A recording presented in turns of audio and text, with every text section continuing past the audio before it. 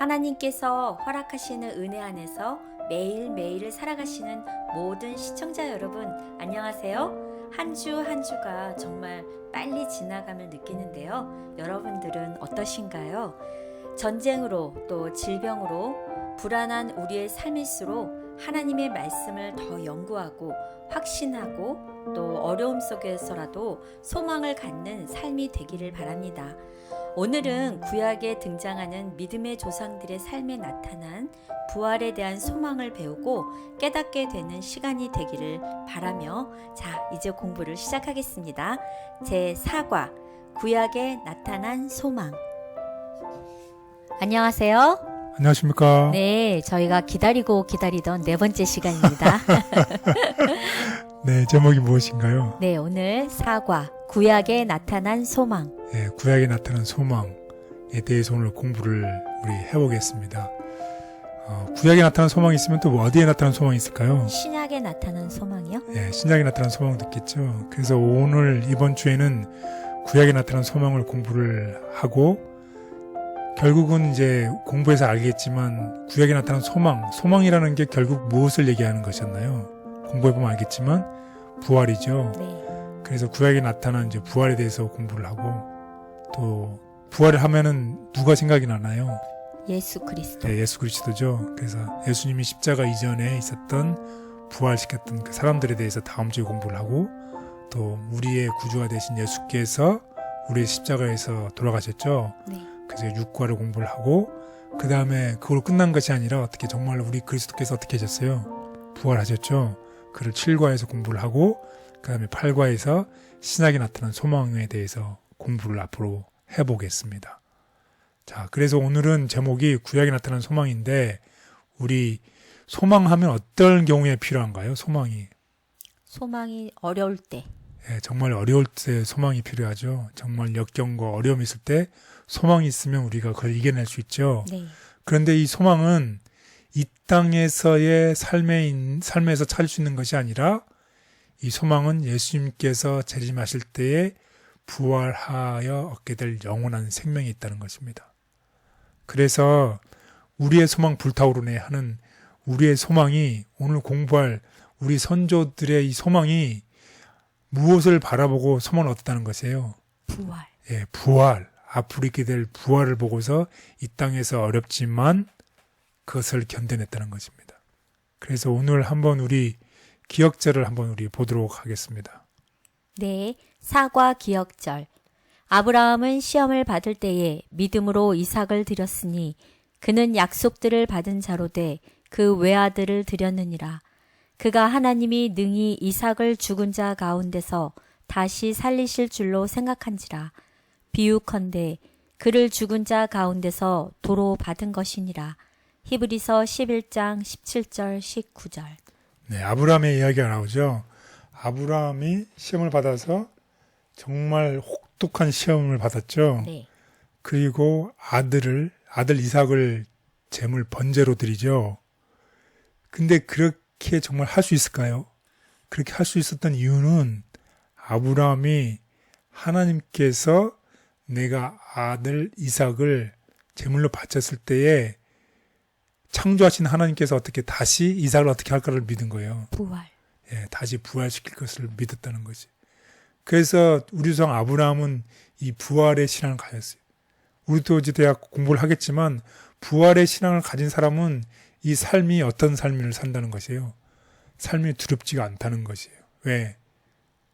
부활하니까 라는 그런 귀중한 내용이 있습니다. 그래서 이 부활의 신앙을 갖는 것은 우리의 삶 속에서 왜 중요하냐? 우리가 부활의 신앙을 갖는 것과 부활의 신앙을 갖지 않는 것은 굉장한 차이가 있는 것이죠. 그래서 오늘 공부할 내용입니다.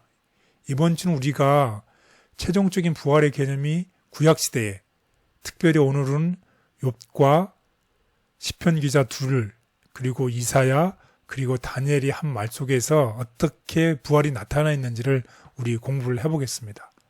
그래서 오늘의 공부 방향에 대해서 좀 미리 보겠습니다. 구약에 나타난 부활 혹은 구약의 부활을 통해서 나타난 소망에 대해서 공부를 해보면 첫 번째는 욥기에 대해서 공부를 할 겁니다. 욥기 19장에 나타난 부활. 그 다음에 첫 번째 시편 기자가 에서 나타난 시편 49편에 나타난 부활, 그리고 두 번째 시편 기자가 71편에 있는데 71편을 통해서 나타난 부활, 그리고 이사야 26장에 나타난 부활, 그리고 다니엘서 12장에 나타난 부활에 대해서 오늘 공부를 해보겠습니다. 그리고 특별히 욥기에서부터 이 다니엘, 이사야까지는 특별히 어떤 부활을 이야기하고 있냐면 의인들의 부활을 얘기하고 있어요. 그런데 다니엘 12장에서는 악인과 의인의 부활을 얘기하고 있습니다. 이것을 염두에 두고서 오늘 공부를 하면 좋겠습니다. 부활을 믿으시나요? 아멘.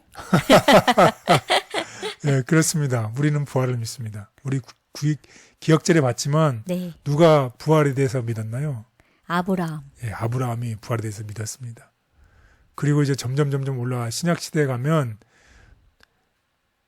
우리 같은 평민이었죠. 누가 부활을 믿었나요? 마르다. 예, 마르다가 믿었어요. 마르다가 뭐라고 얘기했냐면 다음과 같이 얘기했습니다.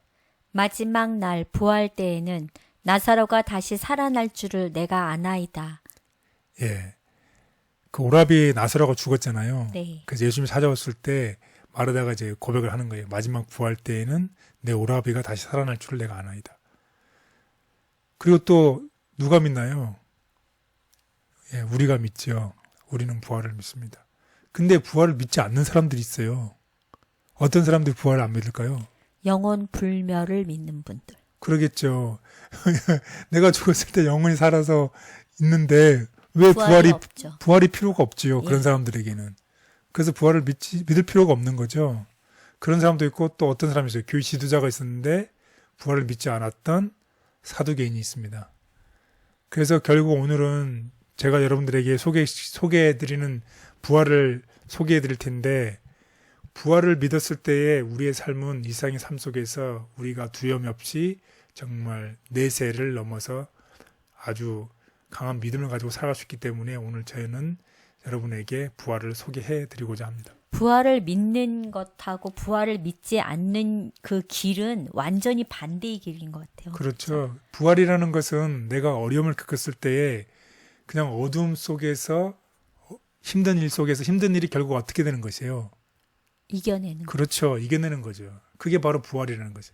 우리가 육체적인 부활도 있겠지만 육체적으로 내가 죽어도 다시 살아나는 거잖아요. 마찬가지로 영적인 의미에서 보면 우리가 어려운 힘든 일이 겪지만 부활을 믿는 사람은 그 힘든 일이 반드시 극복하고 다시 해결된다는 것이 부활을 믿는 사람들의 특징이죠.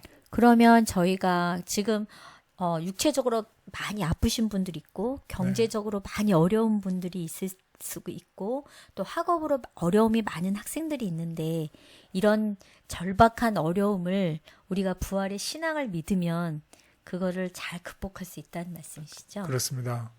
그래서 부활을 믿는 사람들에게는 내가 현 상황, 지금 상황은 힘들고 어려울지 모르지만 두려움 없이 그것을 이겨낼 수 있다는 것입니다. 그래서 오늘 공부를 해보겠습니다. 그래서 이런 부활의 신앙을 가진 사람들에게는 다음과 같이 잠시 후에 우리는 그리스도를 볼 것입니다. 잠시 후에 그리스도를 볼 것이다. 머지않아 싸움은 끝나고 승리를 얻게 될 것이다. 잠시 후에 우리는 영생의 소망의 중심이신 그리스도를 볼 것이다. 그의 앞에서는 이 세상의 시련과 고통이 아무것도 아닌 것처럼 보일 것이다. 이전 일들은 기억되거나 마음에 생각나지 아니할 것이다. 그러므로 너희 담대함을 버리지 말라. 이것이 큰 상을 얻느니라.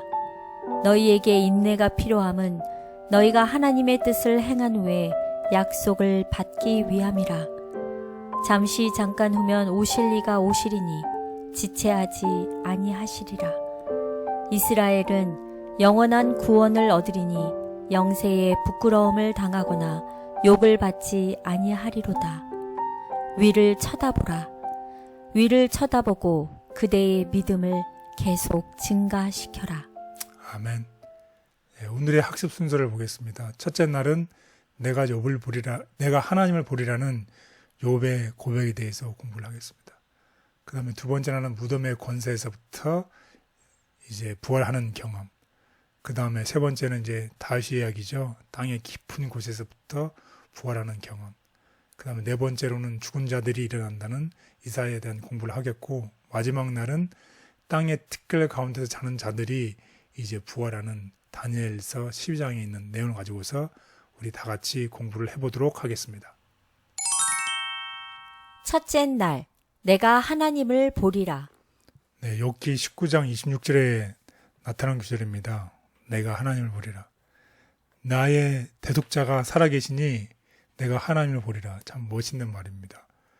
자, 우리가 인생 속에서 우리가 사는 인생이 공평하다고 느끼시나요? 아니면 혹은 불공평한 적을 느껴보셨나요? 불공평한 것 같아요. 모든 사람이 인생이 공평하다고 생각하지 않죠. 왜냐하면 우리가 사는 세상이 죄된 세상에 살고 있기 때문에 그렇죠. 그래서 우리가 사는 세상은 공평하지 않습니다. 그래서 우리는 의인은 고통당하고 악인은 더욱더 잘되고 모든 일이 번성하는 걸 볼 때에 우리가 더욱 공평하지 않다고 그렇게 느끼지요. 그런 경험을 해보신 적 있으신가요? 그런 느낌을 받을 때가 많죠. 네, 저도 그런 것 같아요. 의인이 고통을 많이 당하고 악인이 번성하는 것을 볼 때는 하나님이 왜 그렇게 하시지라는 궁금한 의구심을 좀 가질 때가 있었던 것 같아요. 예, 그렇죠. 그래서 오늘 그런 사람이 있습니다. 그런 사람을 통해서 우리 교훈을 얻어보겠습니다. 아, 네. 예, 어떤 사람이었냐면 정말 순전하고 정직할 뿐만 아니라 하나님을 경외해서 악이 떠난 사람이었습니다. 그 이름은 욥입니다. 욥. 그런데 이런 착한 사람이 질병으로 고통을 당하고 또 물질적으로는 자기의 재산을 잃어버리고 또 자기 식구 중 종들뿐만 아니라 자기의 친자식까지도 죽음으로 잃어버리는 거예요. 욥의 입장에서는 참 억울했을 것 같아요. 정말이죠. 그런데 이런 모든 일이 일어난 것이 무엇 때문에? 욥의 잘못 때문이라고 또 친구들이 비난에 둘러싸여 있는 거예요. 그러니 정말 설상가상이죠.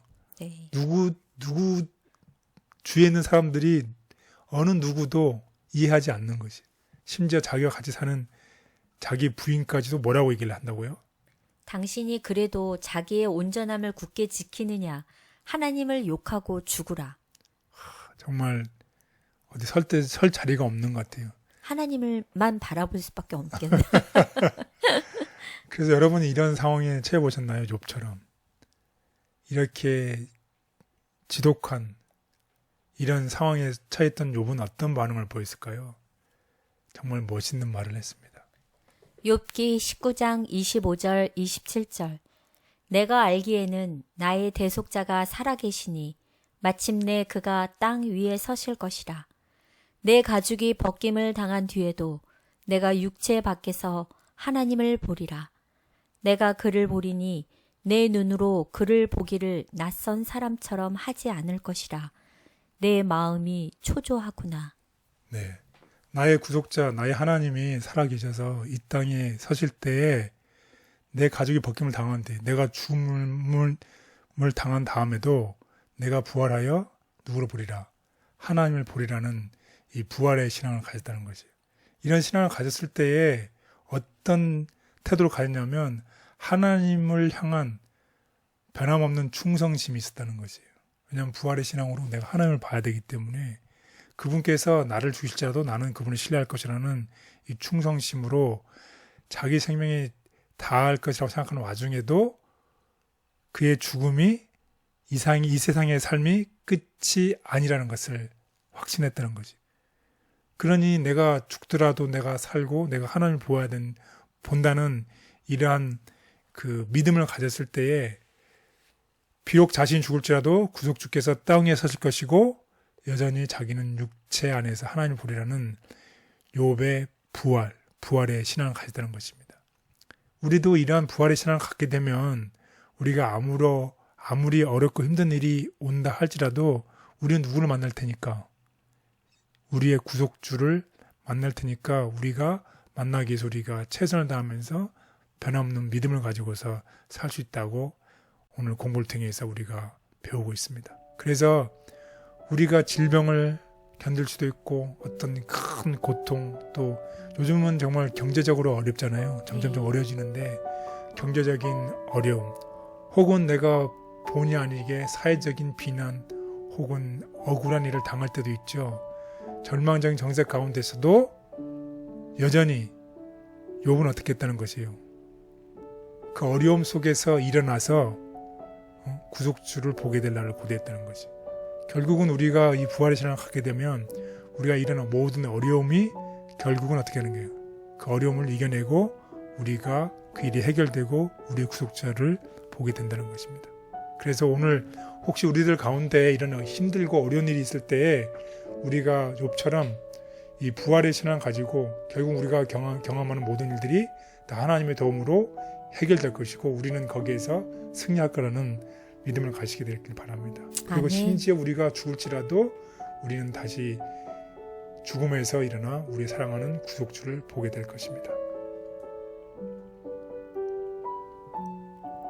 욥은 자신을 둘러싸고 있는 온갖 고통과 죽음이 다가오고 있다고 느끼는 중에도 자신의 부활과 자신을 다시 살려내실 하나님을 향한 믿음을 변함없이 지켰다.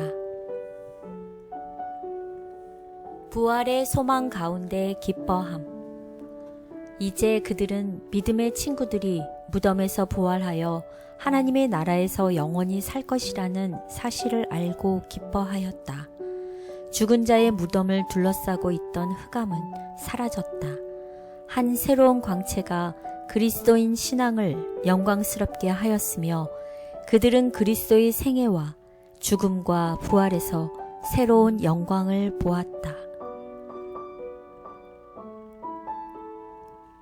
삶이 송두리째 흔들리는 죽을 것 같은 위기 속에서도 욥과 같이 믿음을 지키며 부활의 소망으로 용기를 얻고 싶습니다.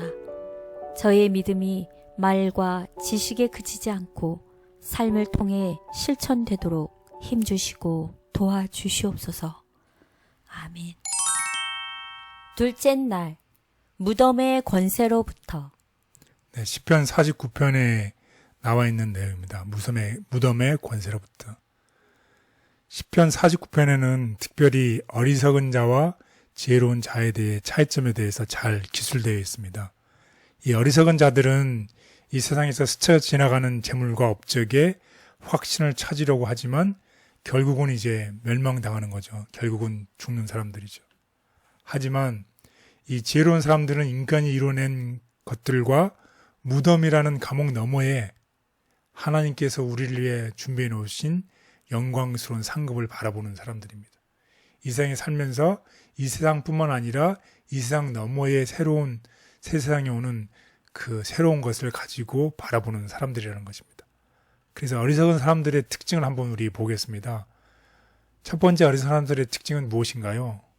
자기 자신들의 유익만을 위해 사는 자. 예, 자기 자신만을 위해서 사는 사람들입니다. 두 번째로는 자기의 재물을 의지하고 부유함을 자랑하며. 예, 자신의 재물과 자신의 부유함을 자랑하는 사람들입니다.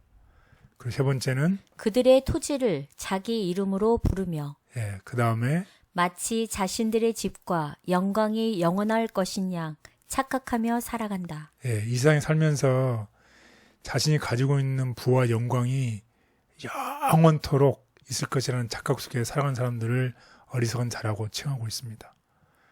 그럴 때 이 어리석은 자들의 영화가 사라지는 날이 오게 되죠. 네.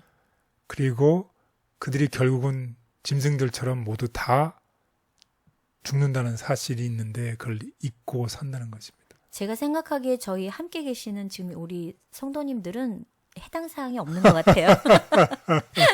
네, 그러길 바라겠습니다. 네. 그래서 이 어리석은 자들의 아름다움이 결국은 어떻게 시간이 지나면 다 아침 안개처럼 다 소멸되고 없어지는 거죠. 네. 그래서 결국은 이 지옥 혹은 죽음이 찾아오는 그런 사람들의 특징이 어리석은 사람들의 특징입니다. 그래서 시편 특별히 오늘 강조하고 싶은 것은 13절, 14절은 어리석은 자의 운명이에요. 그리고 15절은 지혜로운 자의 운명입니다. 우리 한번 다 같이 볼까요? 시편 49편 13절. 자신을 의지하는 어리석은 자들과 그들의 말을 인정하는 자들의 운명을 보아라. 그들은 양같이 죽기로 작정되었으니 사망이 그들의 목자가 되리라.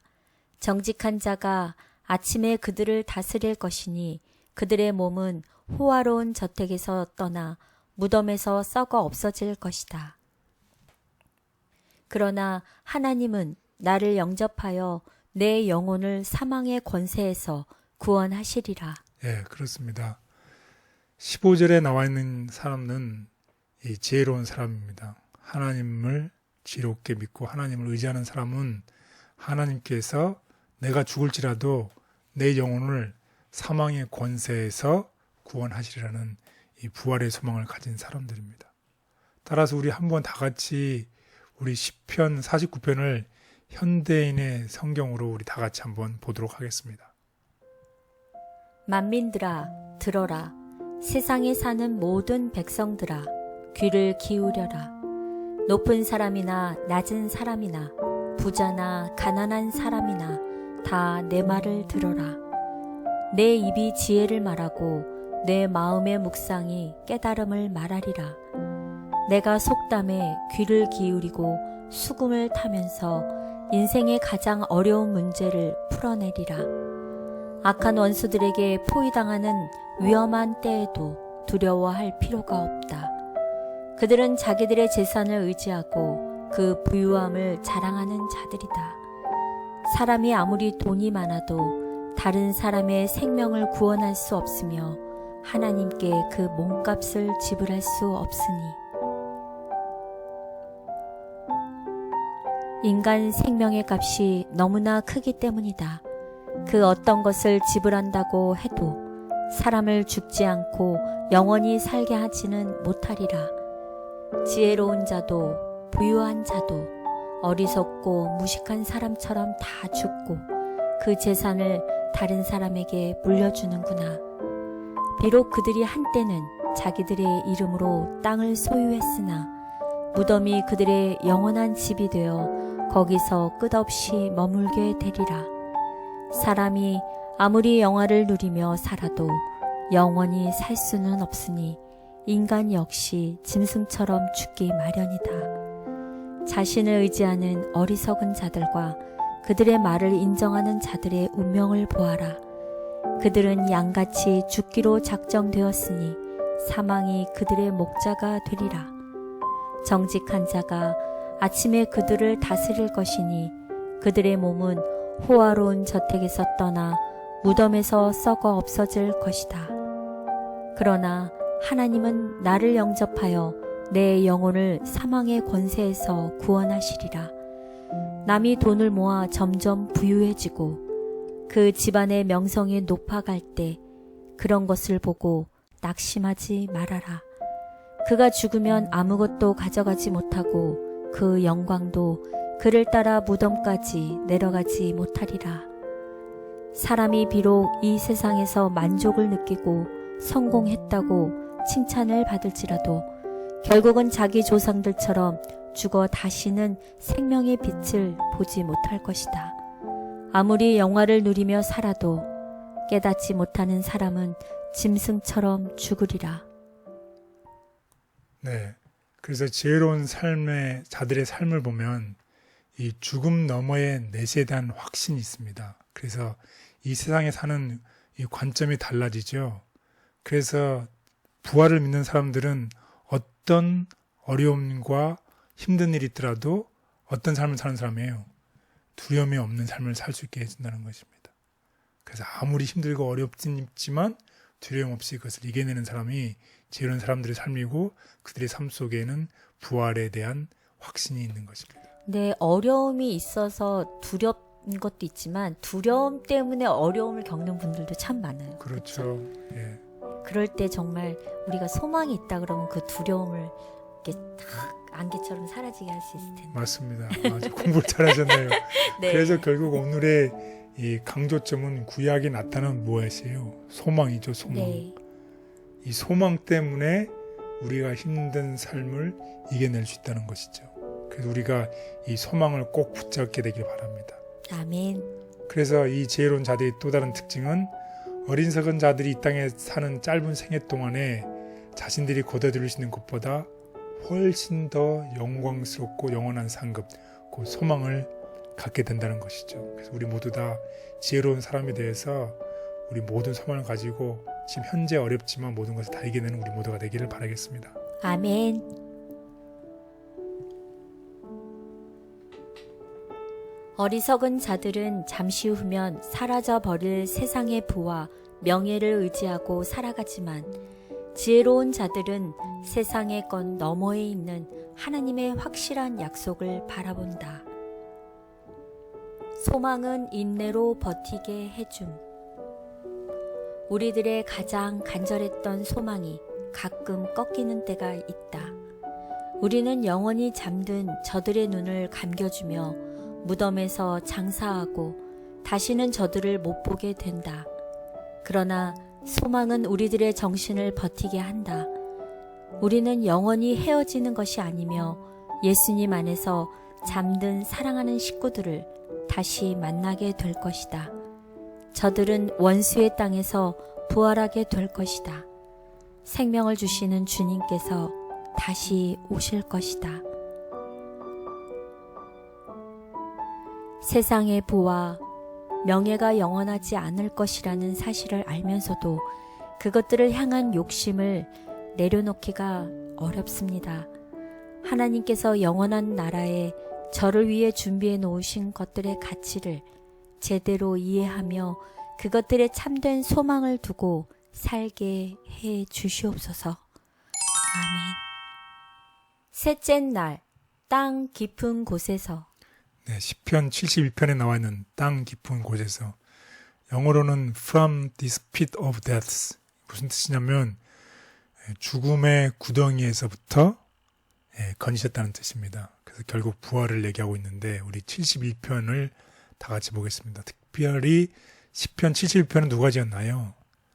다윗이 지었죠. 그래서 다윗이 이제 고백하는 이야기입니다. 뭐라고 고백을 했나요? 태어날 때부터 하나님께서 자신을 택하셨으며 어머니 배에서부터 나오도록 인도하셨음을 깨닫는다. 하나님께서 자신을 어려서부터 교훈하셨음을 인정한다. 예, 그래서 시편 71편에 보면 하나님이 나를 어머니 배에 있을 때부터 나를 택하셨고 어려서부터 나를 교훈하셨던 얘기를 하고 있습니다. 그래서 특별히 다음과 같이 얘기를 하고 있죠. 하나님께서 자신의 반석이시오 요심을 확신하면서 다윗은 뭐라고 얘기를 하나요? 내가 항상 피하여 숨을 바위가 되소서. 예. 그리고 또 다음과 같이 또 얘기를 하지요. 하나님이여 나를 멀리하지 마소서. 나의 하나님이여 속히 나를 도우소서. 예. 그리고 나서 우리가 오늘 공부할 이제 규절입니다. 뭐라고 얘기를 했나요? 우리에게 여러 가지 심한 고난을 보이신 주께서 우리를 다시 살리시며 땅 깊은 곳에서 다시 이끌어 올리시리이다. 예, 시편 71편 20절입니다. 그래서 이것을 다시 한번 영어 성경을 통해서 한번 또 의미를 분명하게 해보면 여기 하이라이트 되어 있는 것만 좀 보겠습니다. 여기 보면은 You will give me new life. 하나님께서 나에게 새로운 생명을 주실 것이다.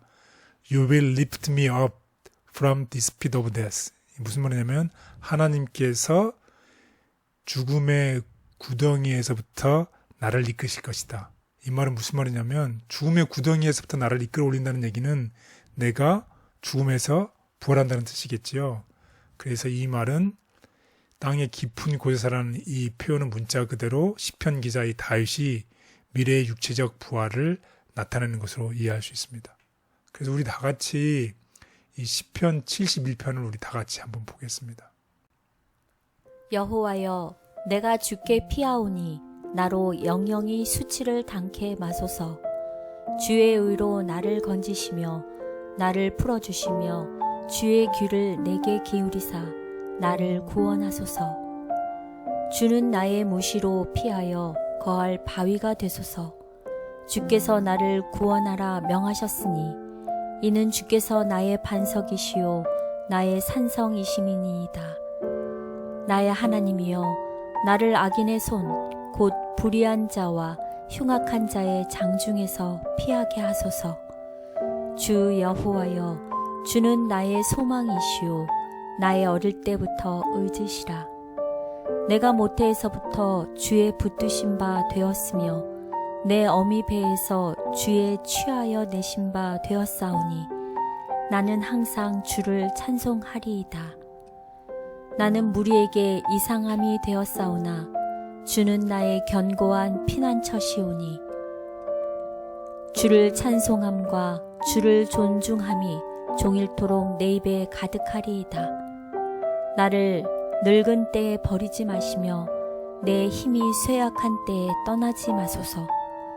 나의 원수들이 내게 대하여 말하며 나의 영혼을 엿보는 자가 서로 꾀하여 이르기를 하나님이 저를 버리셨은즉 따라잡은 자 건질 자가 없다 하오니 하나님이여 나를 멀리 마소서. 나의 하나님이여 속히 나를 도우소서. 내 영혼을 대적하는 자로 수치와 멸망을 당케 하시며 나를 모해하려 하는 자에게는 욕과 수욕이 덮이게 하소서. 나는 항상 소망을 품고 주를 더욱 찬송하리이다. 내가 측량할 수 없는 주의 의와 구원을 내 입으로 종일 전하리이다. 내가 주 여호와의 능하신 행적을 가지고 오겠사오며 주의 의, 곧 주의 의만 진술하겠나이다. 하나님이여, 나를 어려서부터 교훈하셨으므로 내가 지금까지 주의 기사를 전하였나이다. 하나님이여, 내가 늙어 백수가 될 때에도 나를 버리지 마시며 내가 주의 힘을 후대에 전하고 주의 능을 장래 모든 사람에게 전하기까지 나를 버리지 마소서. 하나님이여, 주의 의가 또한 지극히 높으시니이다. 하나님이여, 주께서 대사를 행하셨사오니 누가 주와 같으리이까. 우리에게 많고 심한 고난을 보이신 주께서 우리를 다시 살리시며 땅 깊은 곳에서 다시 이끌어 올리시리이다. 나를 더욱 창대하게 하시고 돌이키사 나를 위로하소서. 나의 하나님이여, 내가 또 비파로 주를 찬양하며 주의 성실을 찬양하리이다. 이스라엘의 거룩하신 주여, 내가 수금으로 주를 찬양하리이다. 내가 주를 찬양할 때에 내 입술이 기뻐 외치며 주께서 구속하신 내 영혼이 즐거워하리이다. 내 혀도 종일토록 주의 의를 말씀하오리니 나를 모해하려 하던 자가 수치와 무한을 당함이니이다. 네, 우리가 시편 71편을 다 같이 읽어보았습니다. 특별히 71편에서 내용을 보면 결국 중요한 것은 우리가 어떤 상황에 놓여있든지 간에 그 상황이 놓여진 그곳에 누가 계신다는 것이에요. 하나님께서 함께 계시며 하나님께서 우리를 보살피시고 우리를 굳게 붙잡는다는 것입니다.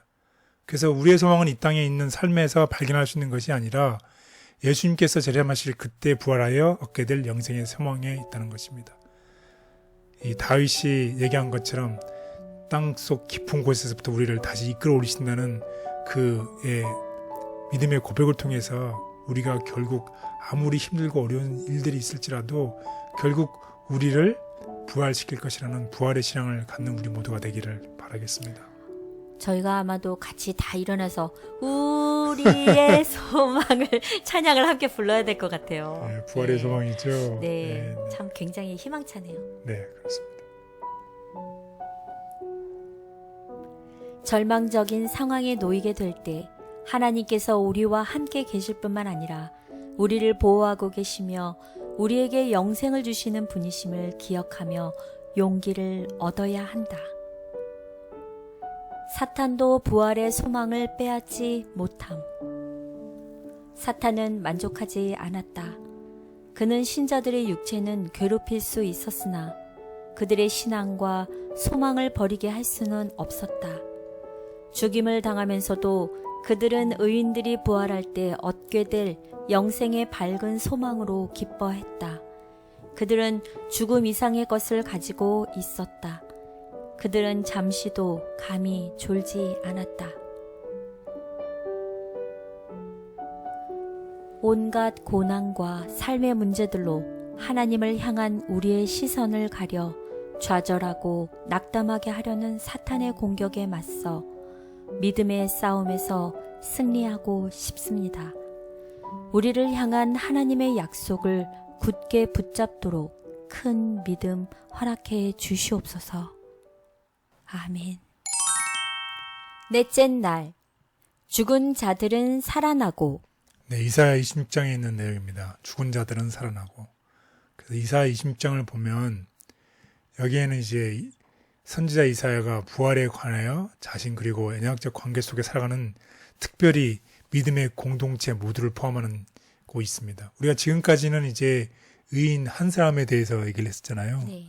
욥, 또 시편 기자 이런 의인에 대해서 얘기를 했는데 이사야 26장에서는 이 공동체, 의인들, 복수를 얘기를 하고 있습니다. 그래서 모두를 포함하고 있다는 걸 기억하시면 좋겠습니다. 그래서 악인들과 의인들이 확연히 구분되는 운명을 이사야 26장에서는 얘기를 하고 있습니다. 그래서 악인들은 이 사망이 첫째 사망이 있고 둘째 사망이 있잖아요. 네. 그래서 악인들은 둘째 사망 이후에 살아나지 못하고 죽은 채로 이제 끝나는 것이고 그래서 완전히 멸망당하고 그들의 모든 기억은 영원히 없어지게 되는 것이 둘째 사망이죠. 그리고 의인들은 이 첫째 부활에 이제 참여를 하게 되는 게 의인들이죠. 그래서 한편 의인들은 축복의 상고를 받기 위해서 죽음에서 이렇게 체험을 받는다는 이 26장 19절이 내용이 있습니다. 그래서 우리 다 같이 26장 14절과 19절을 우리 한번 대비해서 한번 보겠습니다. 14절에는 악인들의 이야기예요. 그리고 19절에는 의인들의 이야기입니다. 한번 우리 다 같이 보겠습니다. 이사야 26장 14절. 그들은 죽었은즉 다시 살지 못하겠고 사망하였은즉 일어나지 못할 것이니 이는 주께서 벌하여 그들을 멸하사 그들의 모든 기억을 없이 하셨음이니이다. 이사야 26장 19절. 주의 죽은 자들은 살아나고 그들의 시체들은 일어나리이다. 티끌에 누운 자들아 너희는 깨어 노래하라. 주의 이슬은 빛난 이슬이니 땅이 죽은 자들을 내놓으리로다. 예, 아주 분명하게 대조를 이루고 있죠. 악인들의 부활 26장 14절에는 뭐예요? 일어나지 못할 것이고 그들이 멸하사 모든 기억이 없이 사라지는 것이죠. 하지만 의인들의 부활인 19절에 보면 뭐예요?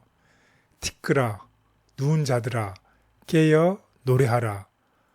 주의 빛난 이슬이니 땅의 죽은 자들을 내어놓으리라. 부활을 얘기하고 있죠. 그래서 우리 다 같이 19절에 나와 있는 것처럼 의인의 부활에 참여한 우리 모두가 됐으면 좋겠습니다. 죽음에서 일으킴을 받을 것이다. 생명의 시 여자께서 값을 주고 사신 그의 소유된 백성들을 첫째 부활로 불러내실 것이다. 마지막 나팔이 울려 퍼지고 거대한 군대가 영원한 승리로 나아올 그 승리의 시간에 이르기까지 모든 잠자는 성도들은 안전하게 보존될 것이며 귀중한 보석으로 간수될 것이다. 하나님은 그들의 이름을 아신다. 살아있을 때 그들 속에 거주하셨던 주의 능력으로 말미암아 그들은 죽음에서 일으킴을 받을 것이요 신의 성품에 참여하는 사람들이었기 때문에 죽음에서 일으킴을 받을 것이다.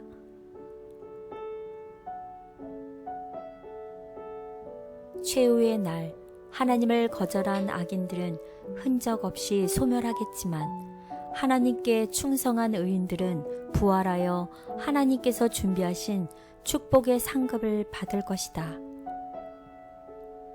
의인들의 부활. 주님께서는 의인들의 무덤을 보시고 당신의 손을 하늘을 향하여 드시고 깨어라, 깨어라, 깨어라. 티끌 가운데서 자는 자여 일어나라 고 외치신다. 이 땅의 어느 곳에서나 죽은 자들이 그 음성을 듣게 될 것이며 그 음성을 듣는 자는 살아날 것이다.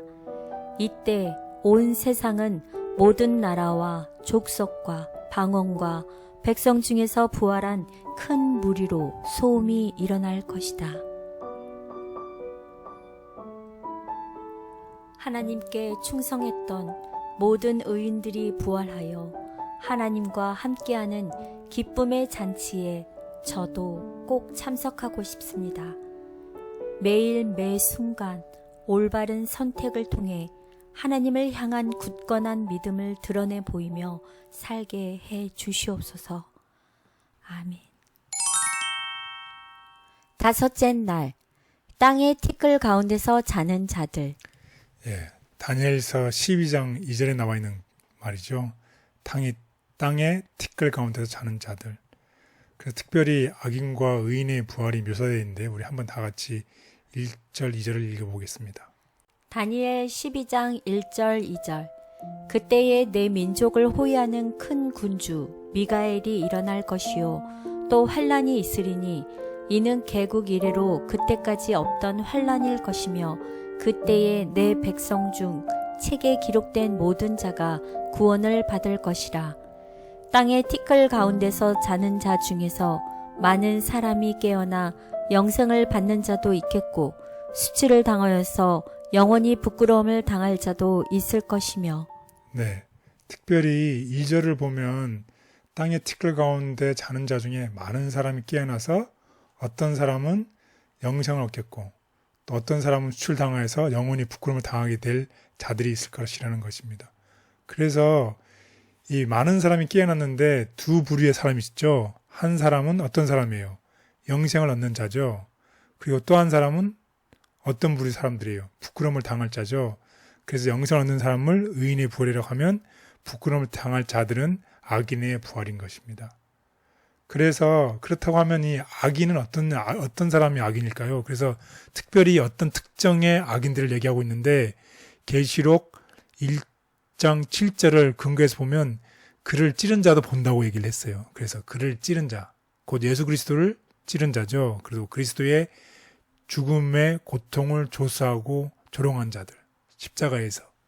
그리고 그리스도의 진리와 그분의 백성을 몹시 비판한 자들이 이 악인이라고 얘기를 하고 있습니다. 그래서 많은 사람들은 이 성경절이 그리스도 재림 직전에 있을 특별 부활에 대해서 얘기를 하고 있는데 이 특별 부활에는 특정한 의인들과 특정한 악인들이 포함되어 있다는 것입니다. 그럼 우리 다 같이 보겠습니다. 다니엘서 12장 2절. 무덤은 열리고 땅의 티끌 가운데서 자는 자 중에 많이 깨어 영생을 얻는 자도 있겠고 수욕을 받아서 무궁히 부끄러움을 입을 자도 있을 것이다. 셋째 천사의 기별을 믿고 죽은 사람들은 모두 영화롭게 된 몸으로 무덤에서 나와 하나님의 율법을 지킨 자에게 주는 하나님의 평화의 언약을 듣는다. 그를 찌른 자들, 그리스도의 죽음의 고통을 조소하고 조롱한 자들, 그리스도의 진리와 그분의 백성들을 몹시 핍박한 자들도 또한 일어나서 영광 중에 계신 그분을 쳐다보고 충성되고 온순한 사람들에게 주어지는 영광을 보게 된다.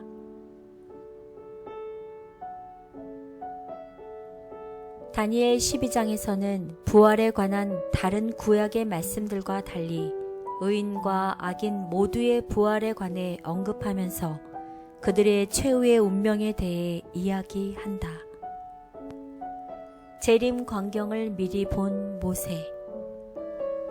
그는 하나님께서 당신의 거룩한 처소에서 당신의 친음성으로 당신의 율법을 지키는 자들과 평화의 언약을 세우실 때 온 하늘과 땅이 흔들리는 소리를 들었다. 그는 그리스도께서 영광 중에 재림하시고 죽은 의인이 부활하여 영원한 생명을 얻고 살아있는 성도들이 죽음을 보지 않고 변화하여 다 함께 즐거운 노래를 부르면서 하나님의 도성으로 승천하는 것을 보았다. 예수님께서 재림하실 때 의인들을 위해 준비된 영원한 상급을 받기 위해 부활하고 싶습니다. 영원한 멸망이 아니라 영원한 생명을 향해 달려가도록 하나님의 뜻에 순종하며 믿음으로 사는 그리스도인이 되게 해 주시옵소서. 아멘. 네, 오늘의 공부를 요약해 보도록 하겠습니다. 부활에 관한 분명한 가르침은 신약뿐만 아니라 구약에서도 발견됩니다. 욥은 그의 삶에 닥친 고난 가운데서 자신을 다시 살려내실 하나님께 대한 믿음을 고백했으며, 다윗 또한 절망 가운데서 함께 하시는 하나님을 믿으며 부활의 소망을 고백했습니다. 부활이야말로 하나님께서 끝까지 충성한 당신의 백성들에게 허락하시는 최고의 상급임을 기억하며 그 소망을 나누며 살아야겠습니다.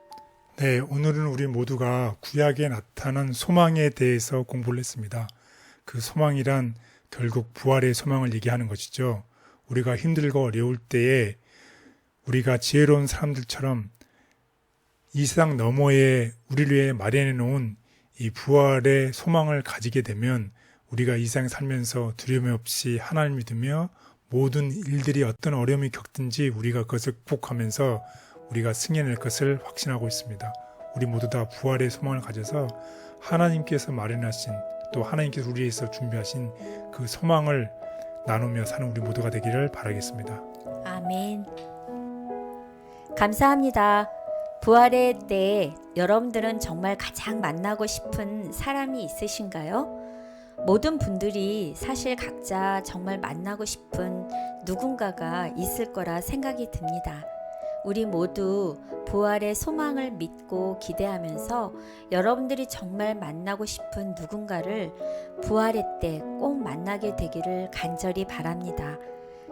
사랑하는 우리 모든 성도님들, 하나님께 충성한 의인들에게 부활이라는 최고의 상급을 허락하시는 하나님의 은혜에 감사합시다. 영광스러운 부활의 아침, 그 자리에 참여할 수 있도록 신실한 그리스도인의 삶을 살아가시는 우리 모두가 되기를 바랍니다. 매일매일 살아가실 때 평안하시고 건강하시길 바라며 다음 주에 단시 인사드리겠습니다. 감사합니다.